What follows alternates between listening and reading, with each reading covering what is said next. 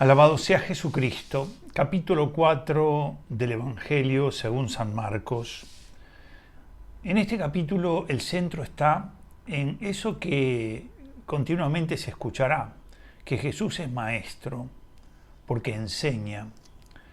Y de la enseñanza de Jesús se resalta la autoridad que tiene, pero también se resalta la novedad, es decir, estas cosas que nos enseña, nunca la habíamos escuchado. Y ciertamente que esto tiene que ver con su condición, la de ser el Hijo eterno del Padre, la palabra del Padre que viene a hablar al corazón del hombre. Hoy Jesús enseña en parábolas. ¿Qué son las parábolas? Son comparaciones, son formas por las cuales el auditorio es invitado a tratar de relacionar análogamente una realidad visible y una que no lo es. Por ejemplo, en este capítulo 4 Jesús va a hablar del reino. ¿Cómo es posible relacionar estas realidades? ¿Cómo es posible hablar de lo que realiza, de lo que produce el sembrador con su siembra y aplicar esto a la acción de la palabra de Dios en los corazones? Bueno, porque el que nos enseña es el que conoce verdaderamente lo que pasa en el corazón del hombre. Es el que conoce lo que acontece cuando el hombre recibe la palabra, cuando el hombre da una respuesta positiva a la palabra, o cuáles son los obstáculos para que eso que Dios tiene pueda dar su fruto. Vayamos un poquitito a la primera mirada más de tipo general. Digamos que en el comienzo está la parábola del sembrador, en el versículo 1. A partir del versículo 10, Jesús va a explicar por qué enseña bajo esta forma de parábolas. A partir del versículo 13, explica la parábola del sembrador. Son solamente dos las parábolas que Jesús las explica. Quiere decir que la enseña y la interpreta. No admite ningún tipo de dificultad. La parábola del sembrador, a partir justamente de que conocemos su interpretación exacta. Luego el Señor va a comunicar la importancia de recibir estas enseñanzas no para esconderlas, sino para darlas a conocer a partir del versículo 21. En el versículo 26 va a enseñar otra parábola que tiene que ver con el dinamismo que hay en la semilla cuando se siembra. En el versículo 30 explica la parábola del grano de mostaza, que es como una suerte de contraposición entre lo pequeño y lo grande que produce. Finalmente, en el versículo 33 hay una suerte de conclusión sobre las parábolas, y en el 35 esa escena en la que Jesús calma la tempestad. Este es el capítulo 4. Vayamos un poco a esos puntos que tú ya habrás leído y que podés gustar, porque el Espíritu Santo te hace gustar estas enseñanzas de Cristo. Dice que se puso a enseñar a orillas del mar. Otra vez aparece Jesús como maestro, y se reunió tanta gente que hubo de salir a una barca, y ya en el mar se sentó, y toda la gente estaba en tierra a la orilla del mar. Se sienta allí en la barquita tomando un poco de distancia, y eso permite que mucha más gente pueda escucharlo y verlo.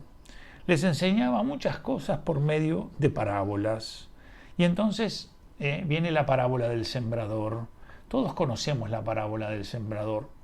Yo he aprendido en las lecturas sobre la parábola del sembrador a no detenerme tanto en el detalle de dónde cae la semilla, que es importante, sino en el diagnóstico que Jesús realiza por qué esa semilla que cayó en ese lugar no dio fruto, es decir, aquello que Dios tenía para él no lo recibió. Por eso me quiero quedar con la enseñanza de Jesús. Tú ya conoces la parábola, ya la leíste. Dice a partir de ese versículo 13, ¿no entendéis la parábola del sembrador? ¿Cómo entonces comprenderéis todas las parábolas? El sembrador siembra la palabra. Decimos que ¿qué es esa palabra sembrada? Cristo mismo. Yo la vez pasada decía que Jorge escribió un libro que dice: el sembrador salió a sembrarse. Es decir, Cristo se siembra a sí mismo, porque Él es la palabra eterna del Padre que se hace hombre y que se traduce en palabras humanas, en gestos humanos, ese misterio del reino que Él trae, porque el reino llega con Él. Dice, los que están a lo largo del camino donde se siembra la palabra son aquellos, porque se acuerda que una caía a lo largo del camino, en cuando la oye viene Satanás y se lleva la palabra sembrada en ellos. Diríamos, ¿qué pasa con estos? Bueno, en realidad está claro que hay una cierta superficialidad en donde cae esto, y el demonio no deja de ninguna manera que esa semilla germine. Se ve claramente como una progresión, ¿no? En la primera no germina, en la segunda germina pero se quema, en la tercera es sofocada, ¿eh? Hay como una suerte de progresión en las realidades. Pero esto parece que está como en el orden de la frivolidad, de lo superficial. Dice Jesús, de igual modo, lo sembrado en terreno pedregoso son los que al oír la palabra la reciben con alegría, pero no tienen raíz en sí mismos, sino que son inconstantes. Quiere decir que aquí sí hay un diagnóstico de Jesús. La inconstancia es el origen de que la palabra que es recibida con alegría, luego no dé fruto. Lo que Dios tiene para ti, lo que Dios quiere darte, lo que tiene que ver con su amor y con su sabiduría, no da fruto en ti si tú eres inconstante. Por eso hay que prestar atención a esa realidad de la inconstancia, porque el fruto que da es este. Y dice, en cuanto se presente una tribulación o persecución por causa de la palabra, sucumben enseguida. No podría decir cuáles son las tribulaciones o las persecuciones. Bueno, todo lo que hace que tú, por ser católico, tengas que enfrentar adversidades, tribulaciones, rechazos, personas que te manifiestan continuamente que eso que tú crees y que eso que tú dices no sirve para nada. Bueno, todo ese tipo de cosas hace que después la inconstancia se encuentre en ti arraigada y que esta palabra no dé fruto. Y otros son los que caen entre abrojos, son los que han oído la palabra, pero, y aquí Jesús pone el diagnóstico. ¿Cuáles son los problemas con estos? Porque la palabra ha sido escuchada. Dice, las preocupaciones del mundo, la seducción de las riquezas y las concupiscencias las invaden. Quiere decir que hay tres enemigos allí sobre los que hay que tener especial atención. Lo primero es porque dice un gran santo que al hombre que no puede el diablo hacerlo pecar, lo llena de preocupaciones. Y yo ya lo he dicho varias veces y lo vuelvo a repetir, todos tenemos preocupaciones y las vamos a tener. El problema es cuando las preocupaciones nos gobiernan. Esto es lo que Dios no quiere. Y de hecho, hay muchos ejemplos de enseñanzas de Jesús que van en esta dirección. Marta, Marta, te preocupas y te agitas. Es decir, la preocupación, en la medida que te gobierna, hace que tú pierdas el control de tu vida. Y por eso, en este caso concreto, Jesús dice las preocupaciones de la vida, la seducción de las riquezas. ¿Por qué? Porque aquí vemos que la riqueza seduce, atrapa. La riqueza produce en el corazón del hombre un proceso por el que poco a poco le va realizando una suerte de promesas, que él va haciendo las suyas. Y luego hay una dificultad importante porque reclama el corazón.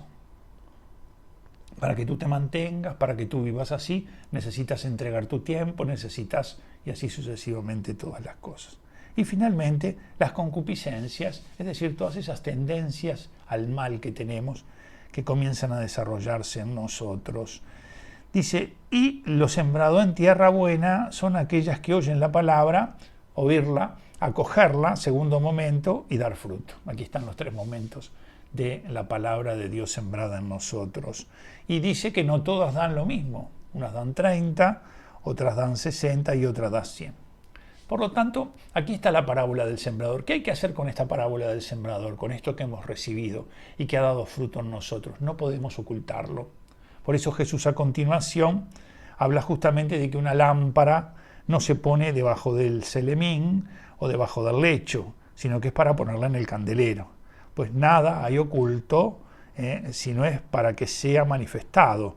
Nada ha sucedido en secreto, sino para que venga a ser descubierto. Es Los discípulos que han recibido las enseñanzas de Cristo tienen que comunicarlas, tienen que hacer que los demás también las puedan recibir. Y viene una segunda parábola en donde Jesús dice: el reino de Dios es como un hombre que echa el grano en la tierra, duerma o se levante de noche o de día, el grano brota, crece sin que él sepa cómo. De manera que hay en la palabra de Dios un dinamismo, hay un modo de acción que se realiza. Por eso la palabra viaja a la tierra y corre veloz, dice, ¿no? Y no vuelve al Señor sin fruto. De manera que sembrar la palabra supone también comprender el dinamismo. Es cierto que hay muchos medios que los tenemos que poner nosotros, pero también es cierto que la palabra tiene un dinamismo en sí mismo. Y a ese dinamismo es al que apelamos cuando te decimos que tenés que leer la Escritura. Es decir, que es necesario que te habitúes a leer la Escritura. Dice, también el reino de Dios es como un hombre que echa el grano de tierra, y bueno, es este que leí, duerma o se levante, y luego contará otra parábola, en donde dice, es como el grano de mostaza. Aquí, en aquella era el dinamismo que tenía, en esta es lo que inicialmente se siembra y lo que finalmente se produce.